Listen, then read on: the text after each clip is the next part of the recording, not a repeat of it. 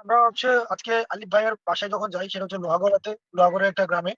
তো আলিফ ভাইয়ের যে জানাজাতে অভূতপূর্ব সাড়া দিয়েছে মানুষ, এবং আপনারা যে জনসমাগম দেখেছেন, 3 কিলোমিটার পর্যন্ত বাইক এবং গাড়ি সেখানে ওই গ্রামে যায়।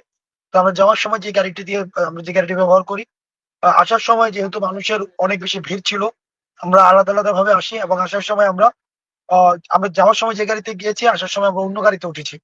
আমরা তবে 3টা গাড়ি, চিটাগং এর যারা সমন্বয়ক ছিল, চিটাগং এর যারা স্থানীয় ছিল, এবং আমরা, আমাদের টোটাল 3টা গাড়ি ছিল।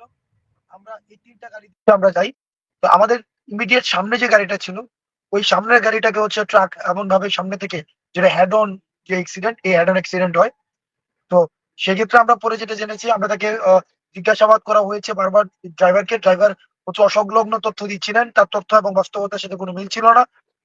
উনি জানিয়েছিলেন যে উনি পণ্য খালাসের জন্য যাচ্ছেন, কিন্তু পণ্য খালাসের কোনো ধরনের যে স্লিপ থাকে বা কোনো ধরনের ডকুমেন্টস থাকে, এগুলো ছিল না।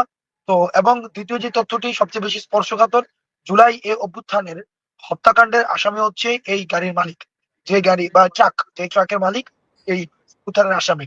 এখন সেই জায়গা থেকে আমরা এই বিষয়টিকে আমরা ইতিমধ্যে বিভিন্ন সময় আমাদেরকে হত্যা করার প্রতিনিয়ত, আপনারা দেখছেন আওয়ামী লীগ, যুবলীগ এবং আওয়ামী লীগের যে সেল, তারা প্রতিনিয়ত কিন্তু আমাদেরকে হত্যা করার, এগুলো ওপেন, তারা ঘোষণা দিচ্ছে, হুমকি দিচ্ছে। একটা বিষয় দেখেন, এত কিছুর পরেও আহ আমরা দেখেছি যে বিগত ফেসিস্ট সরকারের সময় বঙ্গবন্ধু যাকে বলা হতো, যে শেখ মুজিবের 15ই আগস্টে যদি কেউ কালো ব্যাজ ধারণ না করতো, তাও তাকে পুলিশে ধরে নিয়ে যেত।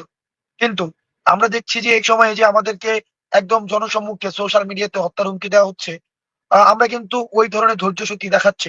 আপনারা যদি আমাদের কমেন্ট সেকশনে যান, আমরা কিন্তু কমেন্ট সেকশন আমাদের উন্মুক্ত থাকে, আমরা কমেন্ট সেকশন কিন্তু আমরা বন্ধ করি না।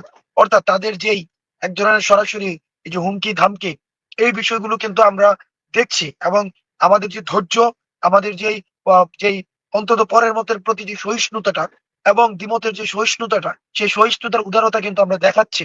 আমরা, প্রাণ ভয় আমাদের প্রতিনিয়ত রয়েছে, মৃত্যু ভয় আমাদেরকে প্রতিনিয়তই দেখানো হচ্ছে, কিন্তু এই মৃত্যু ভয়, প্রাণ ভয়, এই বিষয়গুলোকে আমরা পরোয়া করি না।